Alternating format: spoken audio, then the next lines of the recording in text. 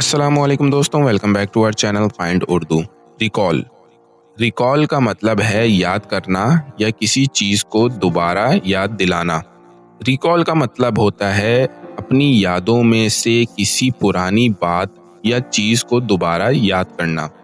ये अक्सर तब होता है जब कोई पुरानी याद, घटना या इंफॉर्मेशन ज़रूरी हो।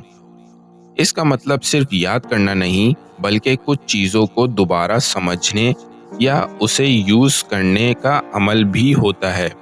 अगर किसी को कोई स्पेसिफिक इंफॉर्मेशन या कोई पुरानी बात याद दिलानी हो, तो वो रिकॉल का वर्ड यूज़ करते हैं।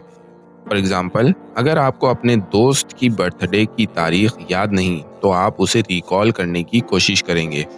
I can't recall his name right now. मुझे अभी उसका नाम याद नहीं आ रहा। तो दोस्तों, रिकॉल का मतलब है किसी पुरानी बात या याद को दोबारा याद करना। उम्मीद है अब आपको रिकॉल का मतलब समझ में आ गया होगा।